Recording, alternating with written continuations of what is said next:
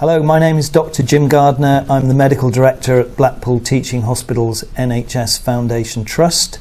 I want to begin by updating on the numbers of COVID positive patients in the Trust at this time. The numbers are 115 COVID positive inpatients and 6 patients in our intensive care unit at the moment. Those figures are rather level, aren't they, from last week, and I have to reiterate that we're still in a plateau phase. There might be a slight descent, but we're still seeing a significant number of new COVID positive patients coming into the hospital, and so we really need to remain vigilant and careful and alert, to use the Prime Minister's term, around our own behaviour in relation to COVID and how we manage the hospital at this time. There have been 277 discharges of patients who've come into hospital with COVID, and that number happily continues to increase.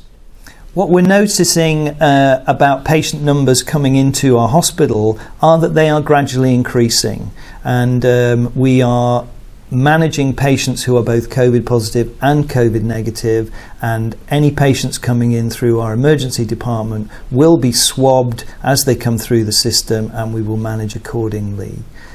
We are also beginning to build up our elective work again, and as an example, last Friday our gastroenterology team undertook a full list of endoscopies where tubes are placed into the upper gullet to have a look for illnesses and so forth. So these kinds of procedures are increasing gradually and steadily as we have the capacity to safely do them, and we will contact any patients who we have on our books who we think are appropriate for those procedures. So please wait to hear from us if you're expecting some procedure to take place.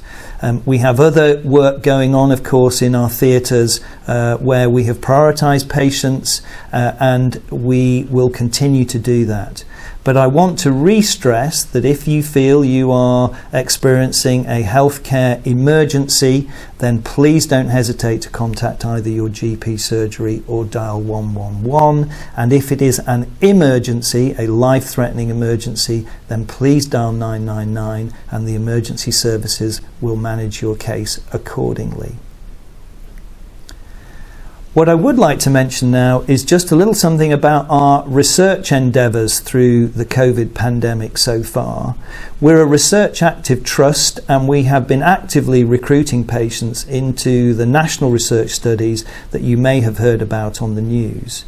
So we've recruited over 50 patients into the recovery trial, and we're in the top 20 of trusts across the country to recruit into those. This is a trial where patients are randomised into different treatment modalities to try and understand which drugs and which therapies work best for the management of COVID. We'll continue to recruit patients into that study as appropriate. In addition, we're recruiting some patients into what's called the Genomics trial, where patients' DNA is being studied in addition to the viral DNA to see if we can find out if there are any particular attributes to do with individuals that affects their care. These kind of studies are so important to trying to help us understand how to better manage this condition in the future. And thank you to everybody who's been involved in being part of those studies. It's incredibly helpful.